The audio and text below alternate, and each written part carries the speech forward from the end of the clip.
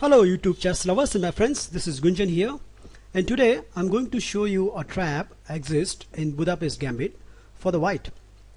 Now I must admit that when first time I meet this system, even I fall into this trap, and even my own rating is 2000 plus on both chess.com and chesscube.com, and even if your trap doesn't work, you can come out as a very good position for white. So let's see how we can trick our opponent in Budapest Gambit.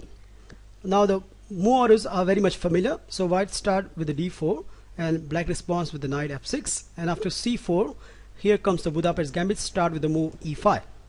Now here white has many options and there are many openings against the Budapest Gambit, but my simple recommendation over here is just take the pawn. And now here there are few moves for the black, but the most general response of the Budapest Gambit here will be knight to g4. So now black wants to regain the pawn. Now here the system I'm recommending, at the starting point it looks like we are defending the pawn, but the whole idea of the white is to carry on the development with the protecting of the pawns.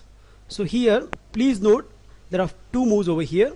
One is knight to f3 and bishop to f4, but I'm recommending here that you play bishop to f4, because the problem with the knight f3 move is black can play this move, which is bishop to c5, and now you can see both the pieces are attacking the f2 square, and white has to forcefully play this move, which is e3, and what it leads is our bishop will be very passive.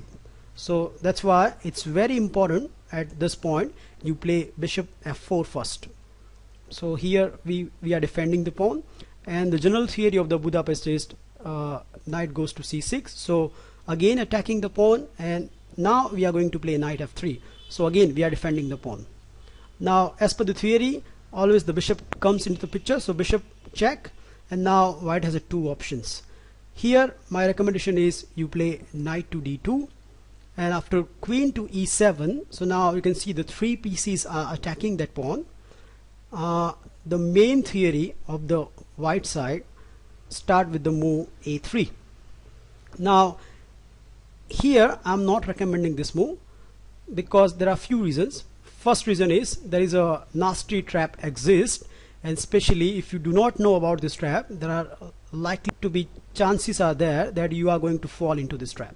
So this is a very famous trap. Let me show you that trap. So here black has a very cunning reply, which is knight takes e5, and if white greedily take the bishop, so a cross b4, then black has this stunning reply, which is knight to d3 checkmate.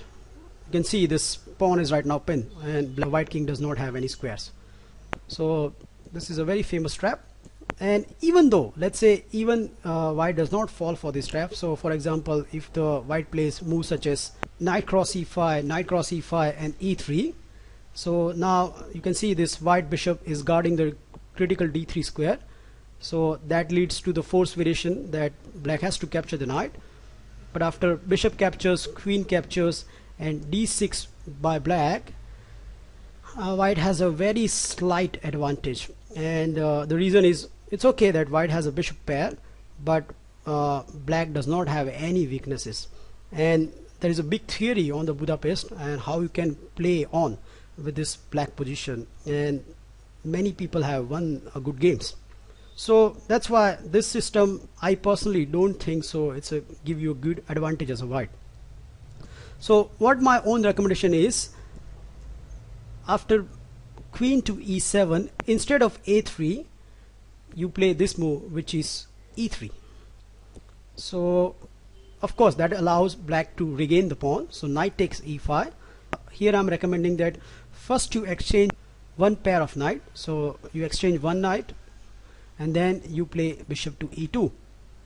Now the main theory section of the Budapest goes like this. So black generally castle over here and white do the same, so white will castle, and now to open up the diagonal for this bishop, black generally plays d6. So it's not only opening up the diagonal for the bishop, but is also protecting the knight.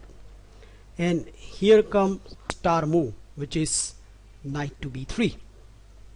Now white has a very cunning idea right now. First sight, it looks like white has weakened this c4 square, and as per the normal theory of the Budapest, black always play this move, which is bishop to e6, and it looks very logical because two pieces now attacking the pawn and white needs to defend somehow this pawn. But no, it's not a case. Here comes a very cute trap. I give you a few seconds. Can you find an amazing move over here? Okay, the move is a3. Now you can see that bishop cannot go to a5 because white will simply capture with the knight. So the only logical square for the bishop is it goes to c5. But now you can see these two pieces are protected by this d6 pawn. So now d6 pawn has been overloaded, and now white will simply a piece up with this cunning move, which is knight takes c5. Now you can see if black does not recapture the piece, then black will be simply a piece down, and even if black capture the knight, now this knight support has been gone, so white will simply capture this knight and white will emerge with a piece up. So this is a very cute trap exists in the Budapest, and as I said, it's not only a trappy line, you can play as a weapon for a white, because even though let's say your opponent does not fall into this trap, he will waste a quite amount of time, and that will help you in especially blitz and the bullet games, and at the end of the whole thing, at least white will have a superior position. I hope you learn and enjoy this trap. Feel free to comment on my video, and I'll meet you soon. Bye.